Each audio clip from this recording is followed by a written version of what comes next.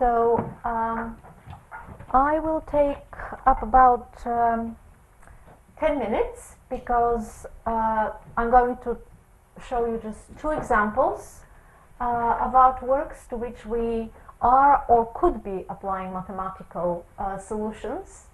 But the point that I was making, the more general point about maths, chemistry, physics coming into the artist's work, very basically the pigments, for artists to know what pigments to put on the page, and these are illuminated manuscripts, but the same goes for paintings, wall paintings, panel paintings, and other works of art. They needed to know the chemistry of their pigments so that they do not allow chemically incompatible materials to touch on their page, either by superimposing or juxtaposing. They needed to have a fairly good understanding of mathematics and geometry in particular. The pattern on the tiles beneath the Virgin on your left is just one of the many examples. And physics, optics in particular, were of very great importance to painting in all modes. First, because artists were aware of the reflective and refractive properties of the different pigments, and way before perspective, which is a very, very narrow application of geometrical optics to art, way before that became standard artistic practice in the 15th century, artists from the 12th century onwards were applying optical understanding of the property of their materials in order to evoke particular textural or coloristic effects. So I'll stop with the generics at that, and now just introduce the first example, which is a Book of Hours. Books of Hours were the standard prayer book of the late Middle Ages and the Renaissance. They are often described as the bestseller of the Middle Ages and the Renaissance. This is one such book. It's known as the Hours of Isabella Stuart because in 1443 Isabella received it as a wedding present from her husband, Francis I, Duke of Brittany. And I hope you can see Isabella here. If we move on to the next one, slightly bigger Isabella, kneeling before the Virgin and Child, and behind her is St. Catherine. Now, Isabella was not the first owner of the book. The book was not made for her. Isabella received it as a wedding present on the cheap. The book was actually made for Francis's first wife, Yolande of Anjou. They were married in 1431, and the book was commissioned by Yolande's mother, another Yolande, one of the most powerful rulers in Europe, Duchess of Anjou, Queen of the Three Kingdoms. It was made in Angers, the capital of the Dukes of Anjou, for the young Yolande to take as a wedding gift from her mother when she moves to Brittany to join her husband there. Yolande died very young, and about 10 years later Francis married his second wife, and he adapted the manuscript for her, first by overpainting the arms of Scotland. Isabella Stuart was the daughter of James I of Scotland. The arms of Scotland and the ermine of Brittany are combined on her armorial dress, and I think this is the telltale. You could probably see the darker area behind her head, which betrays the original headgear of the first wife, which was painted over. Now, we've done a lot of technical analysis on this, so we're fairly certain about what's going on. But the question is, could we strip off Isabella Stuart and recover Yolande of Anjou underneath? Could we? Should we? That's a big question for any paintings conservator, and there are about a lot of ethical issues about this, but there are also pragmatic issues. We won't do it, we can't do it, because unlike panel paintings, the pigments in illuminated manuscripts are exceedingly thin, delicate, there are very few layers. So if you try to physically strip off the paint, you'll be left with nothing. And of course, examples of such disasters are known from panel paintings where conservators, panel experts believe that there is a very valuable painting beneath what we see nowadays. They strip the top layer, they're left with nothing underneath. So conservators, manuscript conservators, are incredibly cautious. They are very minimalistic in their approach. Manuscripts, unlike paintings, are not conserved. So if you have paint losses, conservators won't fill them in. If you have overpainting, they won't strip it. They will not reconstruct what was there once. And of course there is the whole cultural, historical issue. What this overpainting reveals is a great deal about dynastic struggles and ambitions in the court of Brittany, in Scotland, as well as in more widely in France in the aftermath of the 100 Years' War. So all of these anxieties and tensions are there in that one single image. We cannot destroy it in order to recover the original image, which carries its own story about the situation in France at the end of the English invasion and occupation of Paris. So there is a lot of history that is embedded within these images, and of course a lot of personal anxieties about giving birth to the next heir, to the Duke of Brittany, and so on and so forth. So we won't do anything about it, except that Carola might help us do something virtually. And the reason I'm very hopeful that that could be done, reconstructing the original image without touching the manuscript as it is today, is that Carola has actually already done it. And that's my second example, which is a manuscript made in the early 16th century. It's unlike the Book of Hours, which was the bestseller, the most common type of manuscript throughout the late Middle Ages and the Renaissance. The primer is a type of manuscript that has almost ceased to exist. They're all lost. Think of how many of your books from which you were learning to read are still used by your children and grandchildren. They get heavily thumbed, they just get discarded. So this is one of only 3 medieval or Renaissance primers known to survive, and it's just as well it survived because it was made for a very special girl. It was commissioned by Anne of Brittany, Queen of France, wife of Louis XII, around 15. This is Anne herself, and you could probably just about make out her little A on the cloth beneath her. The arms of France and Brittany are impaled here, and actually Anne was the granddaughter of Isabella Stuart, whose book we just saw. So around 1505, Anne commissioned this manuscript for her daughter, Claude, and she's pictured here in an almost mirror reflection to her mother. This is Claude with C on her prie-dieu, and Claude was the future Queen of France. She would become, in 1514, the wife of Francis I of France. But around the time this book was made, Claude was betrothed. She was promised to the son of the Holy Roman Emperor, so she was to become the wife of Charles V, which she never did. The manuscript consists of only 14 pages, very, very short. And as you see, there is relatively little text on the page. It's largely a kid's picture book. It contains the ABC and then the 3 or 4 standard prayers that a 5-year-old girl had to learn. And around the text of the prayers is the Bible story, the story of creation. And as we move on with God creating here, then creating Eve out of the side of Adam, and then instructing them rather sternly not to taste the forbidden fruit, but as we know, Eve does, then she gives it to Adam, and then they're expelled from paradise. The story is among the best known stories, and of course Claude would have been instructed in her biblical history as she was learning her basic prayers.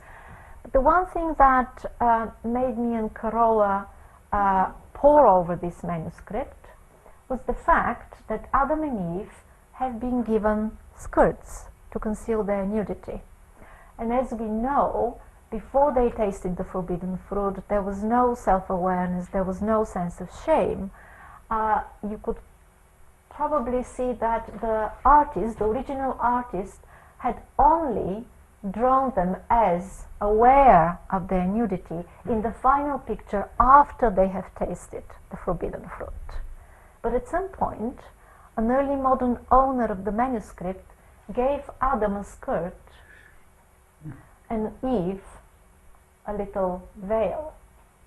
Now this is a very prudish, very modern sentiment which Anne of Brittany was not in the least concerned when she was instructing her 5-year-old daughter to read. So again, can we strip that modern day prudery? Can we remove the skirts? Should we be restoring the manuscript to what it originally looked? Carola did, and I will let her explain how she did it. So that's what we ended up. Before, on the top, which is still what the manuscript looks like, we're never going to touch it, and after is below, which is what Carola was able to give us. So thank you very much, and I'll pass over to her.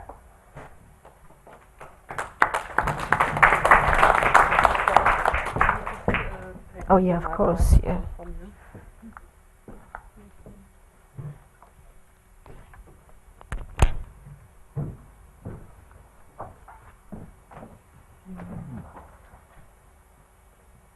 Full screen, yeah. Great. Thank you.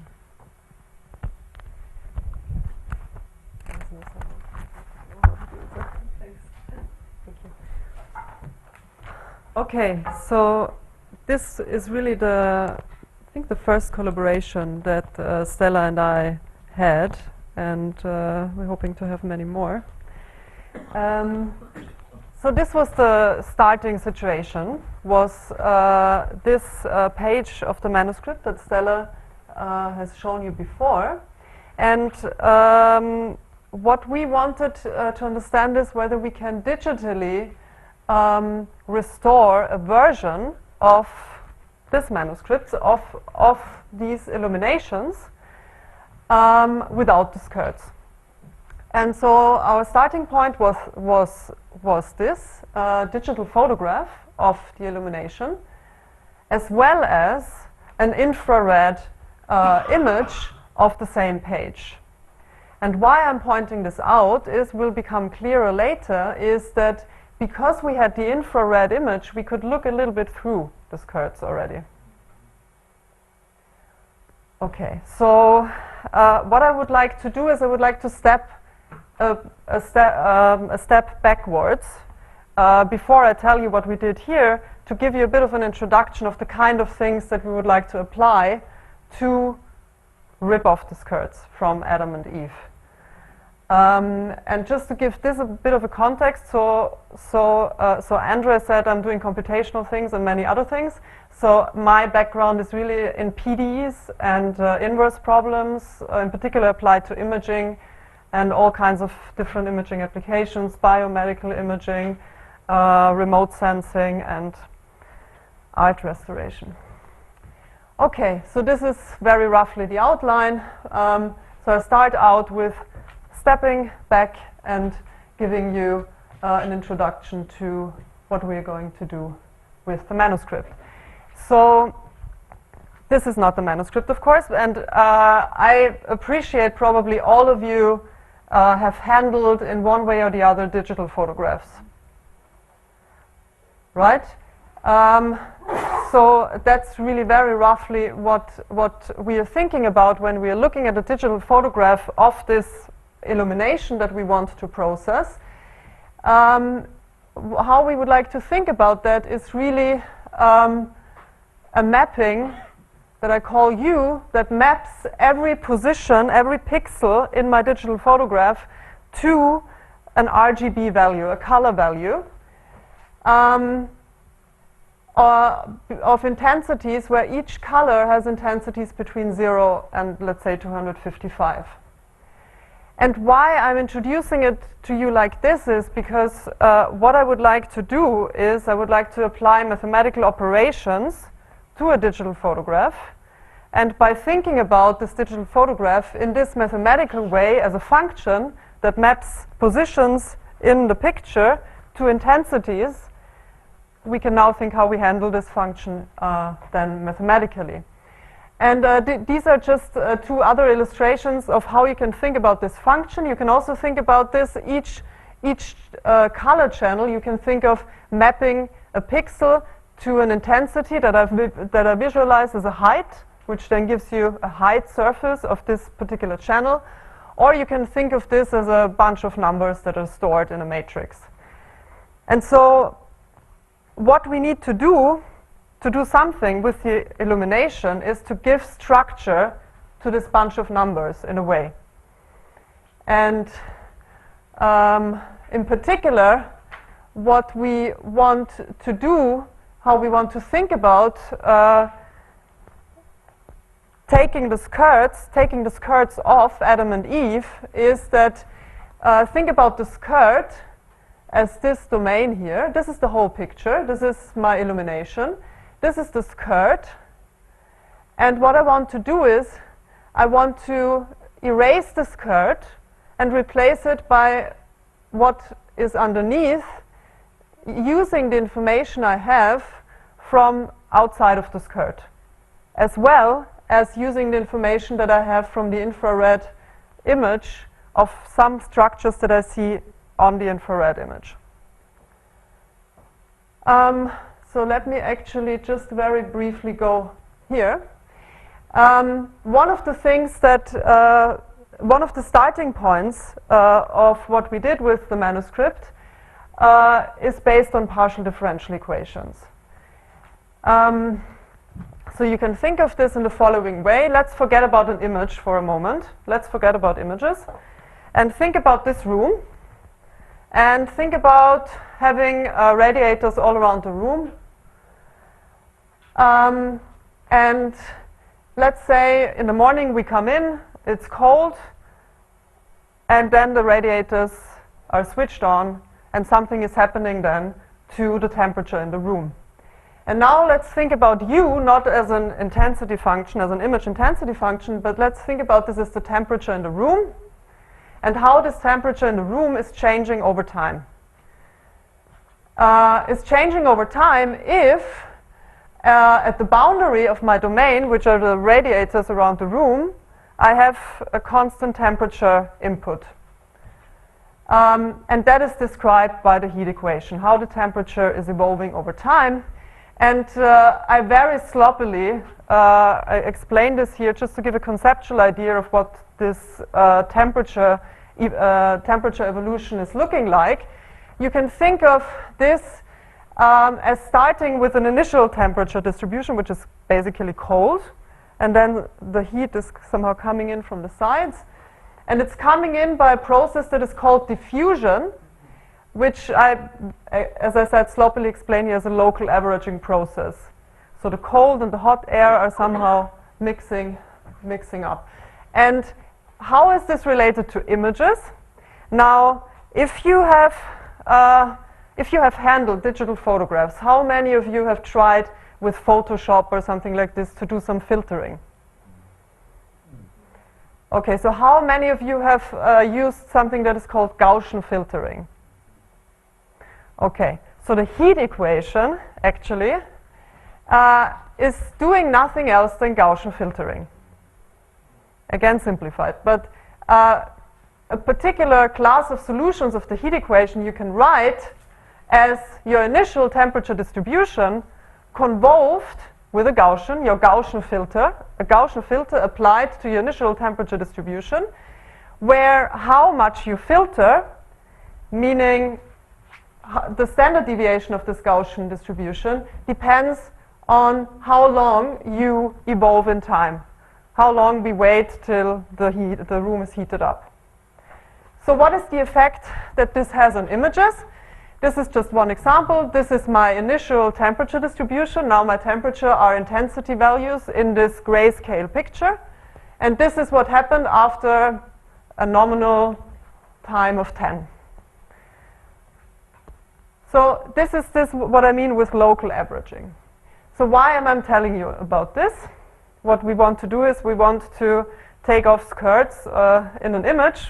Why am I telling you about this? So now let's think about the following. Now my skirt are these rectangular black areas in this picture. And what I'm now doing is, I'm now thinking about, I have not just one room, but I have lots of rooms, and these rooms are these rectangles. And I'm solving the heat equation with the intensities given around my radiators. I'm solving the heat equation on them. And that's what I get, if I've evolved it long enough. So what am I doing? I'm diffusing the intensity values, the gray values, at the boundary of this room, of these rectangles. I'm diffusing them into the rectangular area. And that's a restoration process. One way of restoring things. So if this would be the best way to do things, and if this would universally work really good, then mathematicians like me and many others in our program now we wouldn't have the program, and we would be doing lots of other things, because the heat equation is so well understood, there wouldn't be anything else to think about. But it's not working so well, because the heat equation cannot reproduce some very, very simple visual, visual psychology things that we automatically do. Like, if you have a gap in an image and you have a structure arriving here and a structure arriving here, like here, then what you automatically do in order to complete the picture is to connect those. And the heat equation will not do this. This is given here in this example. So the heat equation will not do this, so we need to think about some principles to capture in differential equations like the heat equation something like structure propagation, something that we visually very automatically do. And so the question is, how do we restore? How do we in-paint? So in-paint is another term for restoration. How do we do this? And this is just a fun example. How many of you know this? So this is one, let's say, lay woman restoration of this painting here in Portugal, I believe it was, in a church in Portugal. And of course, when you think about how do we restore, that's maybe not the first choice we would make. But how do we restore? And this is another version. Again, this is now a digital restoration of this painting. But how do we end up with something like this? So interestingly enough, the first mathematicians who thought about this, how do we put restoration into a mathematical formalism, what they did was they went to conservators and talked to them, to conservators in the museum, and talked to them. And this is in particular the PhD thesis of Marcelo Bertalmio. And actually, when you talk to the conservators, what they do, one of the things that appears, which is the thing that now moves me from the heat equation to the next equation that I'm going to show you, is exactly this propagation of structure. I would like my structure, if something appears at the one end of the gap and at the other end, I would like to connect those. And this is what I'm calling here the connecting contours of constant grayscale. Like, in this case, I would like to connect white with white. And I would like to do this in a kind of continuous, smooth way. Okay, so then you don't have the heat equation anymore, but again, for those of you who are not mathematicians, just think about it conceptually as now not just having diffusion as a mechanism to propagate, but now you're giving the diffusion a weight. Where you say, I want to diffuse more if I'm in areas where the color intensity is more or less constant. And if I'm at a place in my image where a lot is happening, at the boundary, let's say, at the edge between white and black, I would like to diffuse less, and I would like to maybe use something a bit more like transport to connect those bits. And So this is now going from something like what the heat equation would do to something what this equation would do. Okay, and for the mathematicians I can explain later what exactly this is doing. Okay, so just to give you an example, still not the illuminated manuscript. Here my domain that I would like to restore is this black heart. This is the restoration that I get with this new equation, and just to compare what is happening here with, again with the heat equation, in this little area where maybe I've chosen this area to see that really structure like the fault in the couch is somehow propagated. This is what the heat equation does, and this is what the new equation does. Okay, I think I'm going to skip this because I'm not going to particularly use this. But let's go to the manuscript. Let's go back to the manuscript. So this is again, was our starting point. And now let's look a bit into the details of this. So what we would like to do is, we would like to take the skirt, take the skirt and replace it by something underneath. So, and what we also have is we don't just have the visible, a picture of the visible light, but we also have an infrared image that, as I said, reveals already a little bit of this. But the art is now somehow to bring those two together, to use the color and texture information that we have from Adam outside of the skirt, and the structure that we have of the outline of Adam's, well, thumb, to use them together to recreate both. And so what we did first of all is we extracted here the structure of Adam by a very, very simple type of edge detection. Actually, this is again based on a differential equation that is an anisotropic diffusion equation that has a diffusion tensor that points in directions aligned to line-like structures. That's called coherence enhancing diffusion based on y-cut. So this is the first thing that we did. And then we want to use this, mark out the skirt. So this is manually done. There is nothing fancy behind that. We manually mark the skirt as the region we would like to restore. And then we use, again, a type of differential equation to do this. And so now conceptually what is happening here is the following. So this is a drift diffusion equation. U is again, so U is my color intensity function. So this is the visible color that we see. And the process of which I'm propagating color now into this domain is now again based on something like the heat equation, diffusion.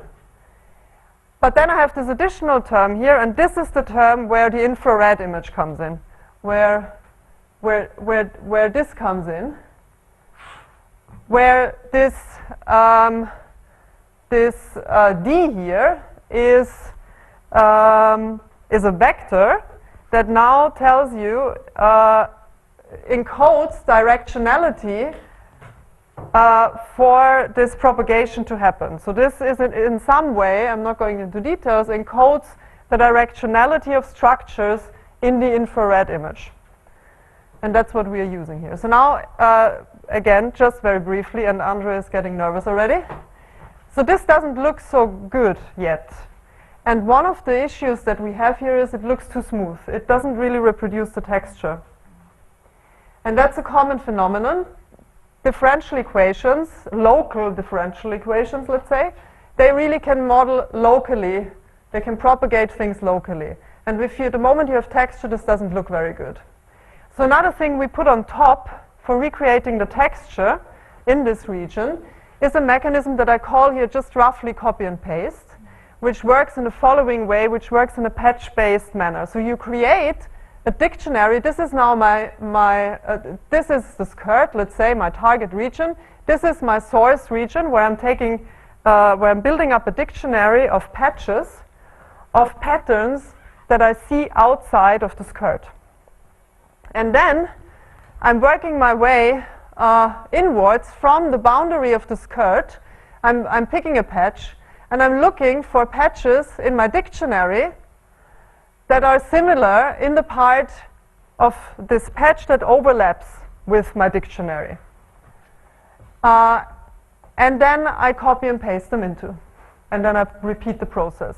In some way, I need to pick these patches, and that is a way how I define the similarity between those, and there's lots of things which are hidden underneath the hood, but this is what you do, and then you get something like this.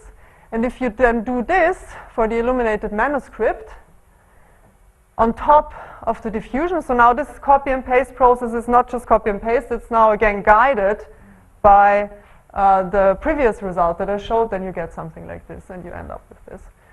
Okay, so yeah, this is just to tell you that doing something like this is not just pleasing, because you can use mathematics really to try to explain a little bit how restoration works, and use this formalism to create virtual versions of pieces that would never be physically touched.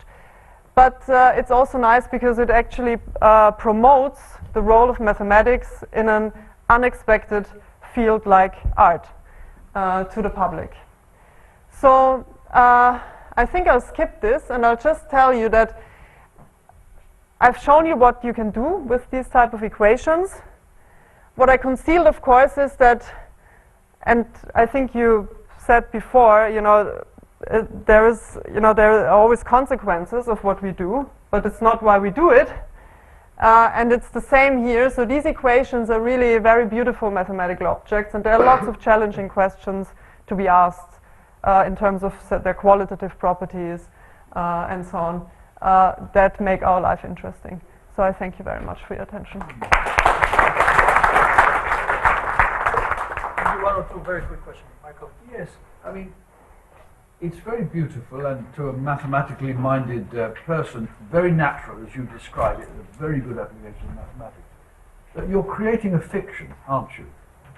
And I wonder what reaction you've had from the world of art conservators who do physical manipulation of paintings. Do they accept what you do? Or I see nothing wrong with it, because you're completely explicit, you describe them frankly what you do. But it is a fiction, and so what's the reaction been in the profession? Do you want to answer this, Stella?